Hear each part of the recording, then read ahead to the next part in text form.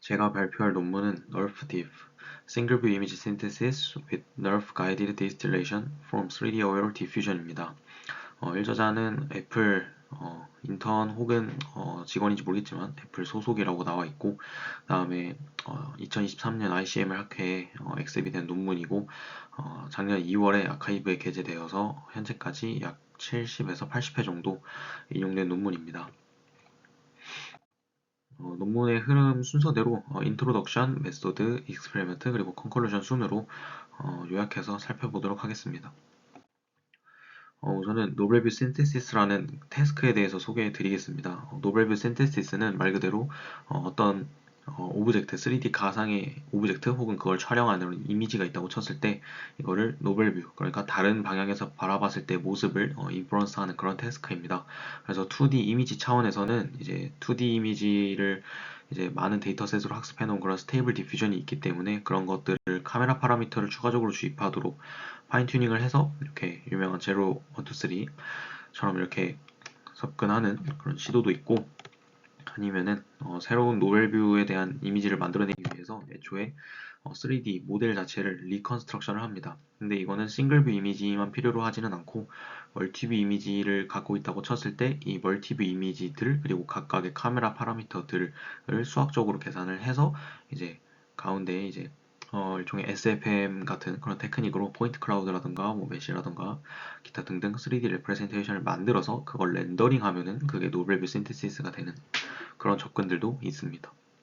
그래서 이러한 태스크가 있는데 우선은 3D 레프레젠테이션 중에 널프라는 레프레젠테이션에 대해서 소개해 드리겠습니다. 이 널프는 뉴럴 레디언스 필드의 약자로 작년에 가우시안 스플래팅이 소개되기 이전까지는 되게 3D 생성 모델이라던가 3D 리컨스트럭션 측면에서 굉장히 중심적으로 연구가 되고 있던 레프레젠테이션인데요. 간단하게 설명을 드리자면은 우선은 배경 지식이 하나가 있는데 3D 레프레젠테이션은 익스플리시트 레프레젠테이션과 임플리시트 레프레젠테이션으로 나뉩니다.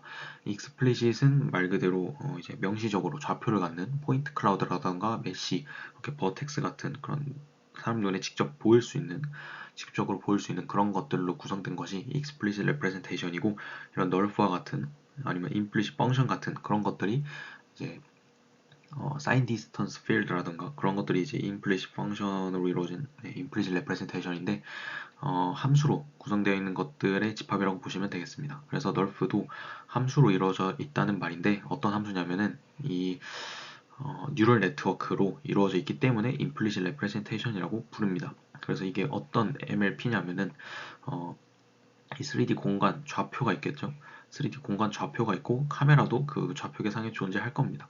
그럼 이 카메라에서 어떤 특정 뷰 방향으로 이렇게 이미지를 이렇게 렌더링을 해낼 수가 있을 텐데, 이 3D 공간에 대한 좌표를 입력으로 받아서 이 3D 공간 좌표가 갖는 그 RGB 컬러 그리고 오페시티 값을 아웃풋으로 뱉어주는 그런 MLP로 널프가 구성이 되게 됩니다. 그러니까 어떤 이 카메라 뷰에서 이미지를 렌더링을 하고 싶다라고 했을 때 각 픽셀에 대해서 전부 다 레이를 쏩니다.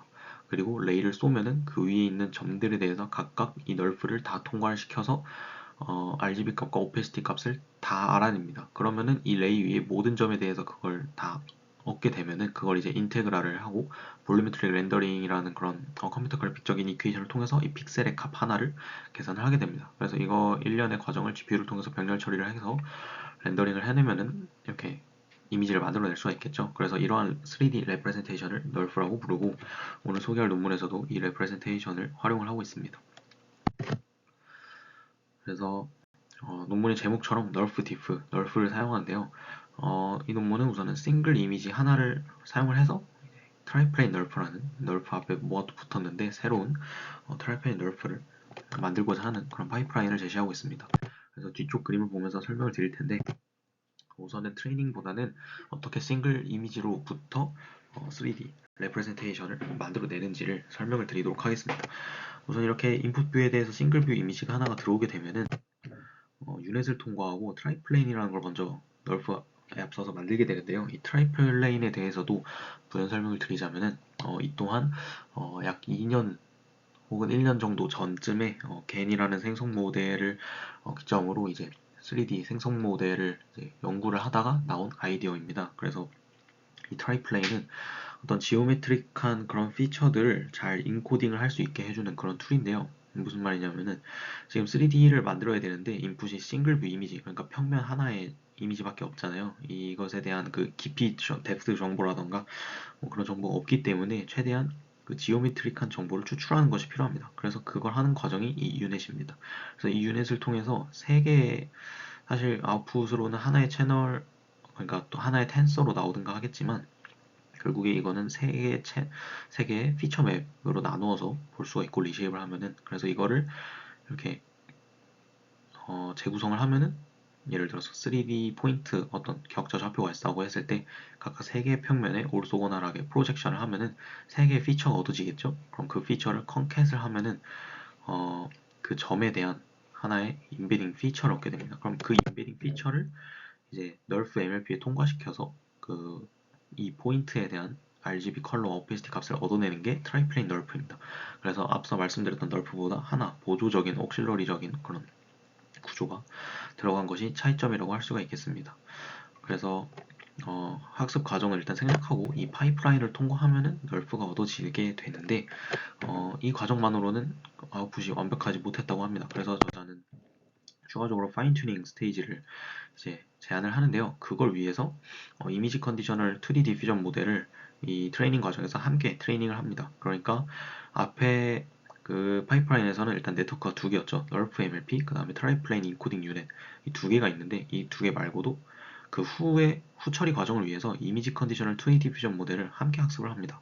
근데 이 2D 디퓨전 모델의 특징은 이 널프를 렌더링한 결과에 대한 그런 데이터 디스트리뷰션을 학습을 시켜주기 위해서 이 타겟 뷰, 그러니까 리컨스트럭션 로스를 학습할 그 타겟 뷰로 렌더링 한 거를 이렇게 노이즈를 끼우고 그 다음에 이미지 컨디션을 줘가지고 학습을 하는 디노이징 로스로 마찬가지로 학습을 하는 그런 컨디셔널 디퓨전 모델이 되겠습니다.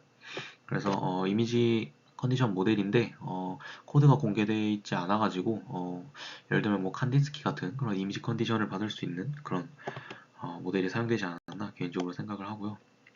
그래서 이 2D 디퓨전 모델은 결국에는 직관적으로 보면은 이 널프 렌더링 틱한 그런 3D 에셋을 렌더링 틱한 그런 데이터를 추가적으로 학습을 한 모델이 되겠죠. 파인 튜닝을 했기 때문에. 그럼 얘가 어떤 역할을 할 수 있냐면은 어, 얘가 이 널프를 가이던스를 줘서 파라미터를 파인 튜닝 할 수 있게 해줍니다. 그러니까 트레이닝 과정에 얘가 이제 학습이 돼 있단 말이죠. 그러면은 인퍼런스 타임에 우선 이 파이프라인을 통과를 해서 이걸 만들고 그 다음에 이 렌더링 결과를 노이즈를 끼워서 얘한테 태웁니다. 그러면은 이 노이즈가 디노이징 된 어떤 결과값이 나오겠죠. 그러면은 이를 바탕으로 이 디퓨전 모델에서 로스를 한 번 계산합니다. 로스를 한 번 계산하면은 그게 어떤 의미를 갖냐면은 디퓨전 모델을 스코어 베이스드 모델로 해석하는 관점을 알고 계신 분은 이해가 편할 텐데, 이 디퓨전 모델의 특징이 이제 자기가 학습해 놓은 데이터 디스트리뷰션에 해당하는 이미지가 들어왔을 때 로스가 적고, 그게 아닌 게 왔을 때 그 프레딕트 하는 것이 과정이 잘 이루어지지 못해서 로스가 굉장히 큽니다. 그러니까 이 디퓨전 모델은 이 렌더링 결과가 자기가 트레이닝할 때 학습했던 그런 널프틱한 이미지로 이동할 수 있도록, 그러니까 그런 특징들을 갖도록 얘가 이제 수령할 수 있게 해줍니다. 그러니까 뭐 블러리하다던가 그런 특성을 다 없애줄 수가 있겠죠. 그래가지고 이렇게 파인 튜닝을 해주는 과정을 유명한 방식이 이제 SDS 로스 샘플링이라고 해서 스코어 디스틸레이션 샘플링이라는 기법이 또 존재를 하는데, 이것과는 반대로 이미지 컨디션을 이제 널프틱한 이미지로 컨디션을 하도록 그렇게 디퓨전 모델을 새롭게 파인 튜닝을 해서 사용을 하기 때문에 저자는 이를 널프 가이디드 디스틸레이션이라고 다르게 명명을 하고 SDS 방법과의 차이점 또한 논문에서 강조하고 있기도 합니다. 네, 우선 그래서 여기까지 해서 다 말씀을 드렸고, 정리를 해보자면은 트레이닝 과정에는 디퓨전 모델과 트라이플레인 유넷 그리고 널프 MLP를 조인트하게 트레이닝을 하고, 그 다음에 인프런스 과정에서는 트라이플레인 유넷을 통과, 널프를 통과해서 3D 레프레젠테이션을 만들고, 그 다음에 이제 사전에 학습해놨던 그런 이미지 컨디셔널 디퓨전 모델을 통해서 파인 튜닝을 하면은 그 입력했던 이미지 하나에 대한 3D 레프레젠테이션이 만들어지는 것입니다.